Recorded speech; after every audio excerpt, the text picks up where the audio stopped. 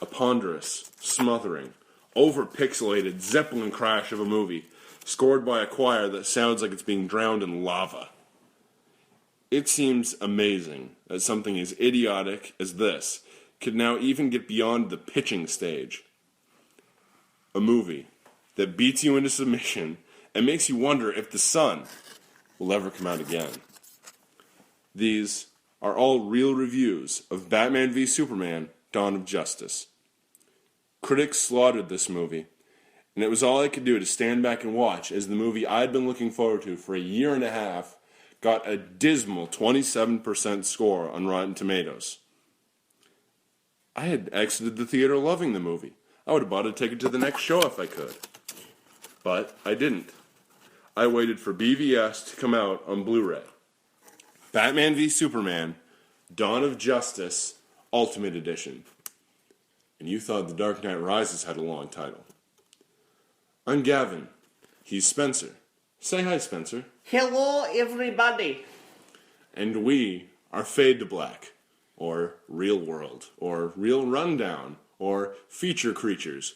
We really haven't decided on a title yet. Perhaps you can help us out in the comments.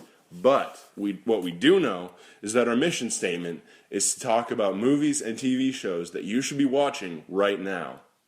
I mean, if you're going to rot your brain, you can at least have fun doing it. Right?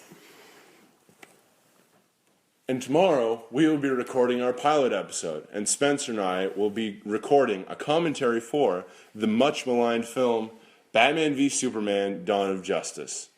And we hope that if you are a fan, you will find this entertaining. And if you're a hater, you will be converted. Alright, I just want to say a little disclaimer here before we begin the commentary.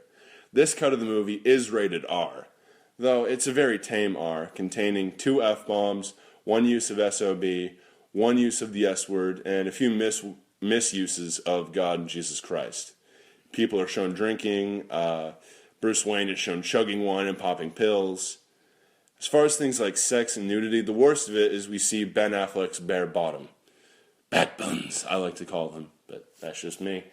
And if you've seen Days of Future Past, or, I don't know, any Paul Bettany movie ever, then I think you'll be fine. You know, like, seriously, Da Vinci Code, then there was A Knight's Tale, and then that movie where he played Charles Darwin. I mean, the man has a problem. We also see Amy Adams in the bath, but nothing explicit is shown, so it's pretty fine like that. I mean, the violence in this movie is frequent and bloody and quite intense, and I'll be honest, Batman is scary and could easily frighten younger audiences.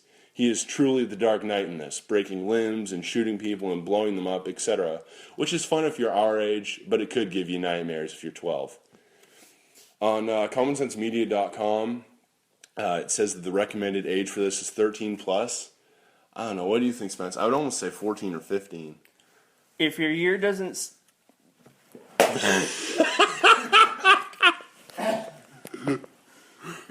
Why? Why? Why? What were you supposed to say? You got all the way. What were you supposed to say, Spencer? If your birth year starts with a 2, you shouldn't watch it. Darn! That was going to be hilarious, too.